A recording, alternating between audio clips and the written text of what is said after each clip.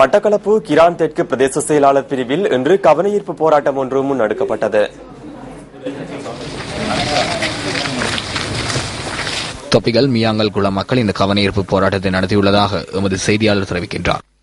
கிரான் பிரதேச செயலாளர் அலுவலகத்திற்கு முன்பாக இந்த ஆர்ப்பாட்டம் நடத்தப்பட்டுள்ளது. புதிய வீடுகளை நிர்மாணித்து தருமாறும் அரசாங்கத்தினால் பொதுமக்களுக்கு வழங்கப்பட்ட அரச மானிய பொருட்களையும் அரசு சார்பற்ற நிறுவனத்தினால் வழங்கப்பட்ட கால்நடை மற்றும் மானிய பொருட்களையும் அரசாங்கத்துக்கு சொந்தமான அரச உடைமைகளையும் மோசடி செய்து கொண்டிருக்கும் அரசு அதிகாரிகளை இடமாற்ற செய்யுமாறு கோரி இந்த கவனஈர்ப்பு போராட்டம் முன்னெடுக்கப்பட்டது.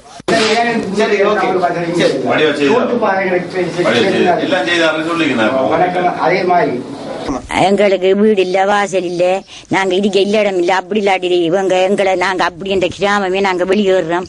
அதனால இந்த ஜிஎஸ் எங்களை கவனிக்கிறல கொண்டு வர சாமான் நாங்க அழிவஞ்சாலையும் கொடுக்குறாரு, அவருக்கு நாங்க ஆக்களுக்கு கொடுத்து போட்டு போறாரு.